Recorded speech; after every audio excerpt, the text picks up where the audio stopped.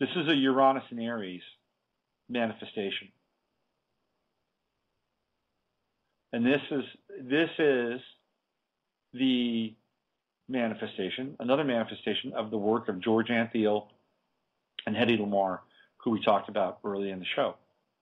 The wireless technology that the two of them pioneered. She never saw a penny from it. It's amazing how the government just lets, tell you what, we'll work on this on the side. And then when that patent runs out, well, we'll just grab it. Grab the patent. It's ours now. Screw you, Hedy Lamarr. But that patent is what's powering IntelliStreets. Her invention changed the world for better and worse. All right, 11:43. Let's do a quick look at the news. I just got a hit. Let's look at the news. I'll tell you the absolutely worst news. Yahoo. Terrible. I'll give you a rundown of Yahoo. I went to MSNBC. Let's see. Bird murmuration captured in Ireland. Stocks plunge on worries about Italy. Now we have Italy. We have Greece. Let's see. Eddie Murphy drops out as Oscars host. That's nothing. Diesel milk truck crashes and fireball. Drivers die. Thousands flock to Vegas for 11/11/11 weddings. And let's see, anything else? A tax on Christmas trees. Have you heard this about Obama, by the way? So they're talking about taxing Christmas trees. 15-cent charge per Christmas tree. Can you believe this? The Heritage Foundation is calling it a tax on Christmas trees. But the government says it's an industry-funded promotion, research, and information program for fresh-cut trees. So here we go, Pluto and Capricorn. The government is rolling out an industry-funded promotion, research, and information program for fresh-cut trees. Give me a break. It's, let's see. The government's verbiage says the various companies will have to pay 15 cents per tree. The Heritage Foundation assumes this charge will be passed on to consumers. And to put this in perspective, these promotional boards are pretty typical. It's how we all were treated to Got Milk commercials and the famed beef. It's what's for dinner. It's $1 per cow, by the way, for the beef checkoff. So it's a usury for the government. Of course, the tax. Of course, the money will be passed on to us. If you're going to pay more for a Christmas tree this year, 15 cents more. It's death by a million paper cuts. It's the 15 cents tax, the 20-cent tax, the 30-cent tax. I was at a gas station the other day, and this guy was driving a car, and he had a bumper sticker, and it said, "Please tax me. Please tax me more." Okay, fine. You know, these people want to be taxed more. Tell you what, why don't they just give their money? Why don't they just give their money to somebody that could do some good with it?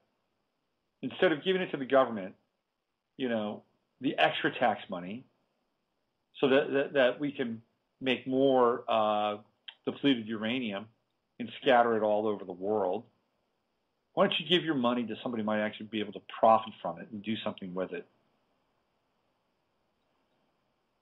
I almost said something to the guy. Almost. But I didn't, though. Okay, 11:45 here in, I would say it's mostly sunny, but we had a lot of chemtrail activity today, a lot.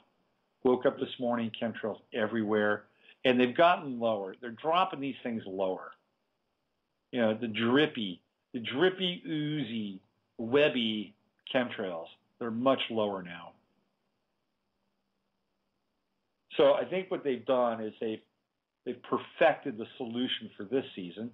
This season's blend of chemtrails includes a scintillating cocktail of barium, aluminum, more polymers than ever before. We've got new mold spores that have never been seen on the marketplace. And we have a brand new ingredient that we've put in this season's version of the chemtrail cocktail that, well, we'll just let you experience it. They're dropping lower than they have before.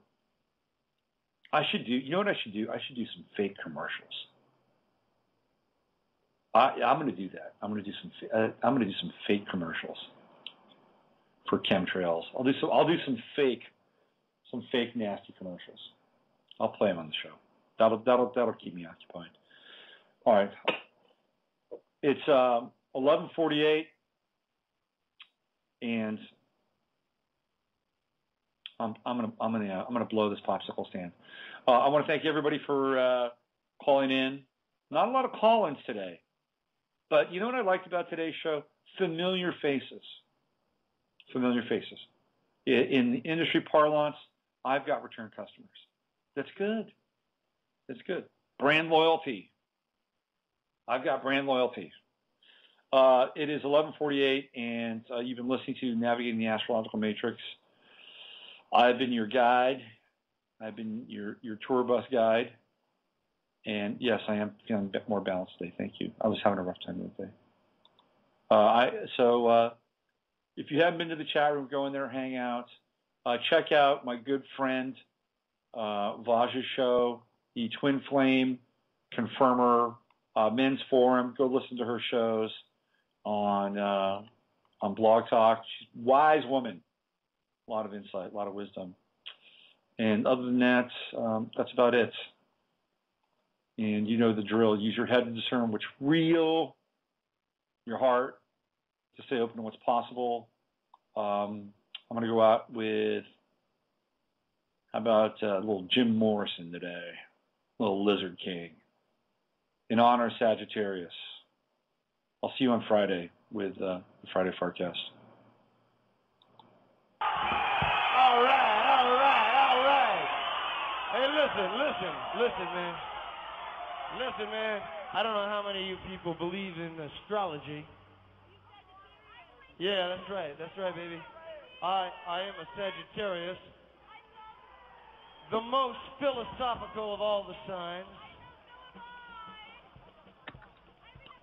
But anyway, I don't believe in it. I think it's a bunch of bullshit myself. But I'll tell you this, man. I don't know what's going to happen, man.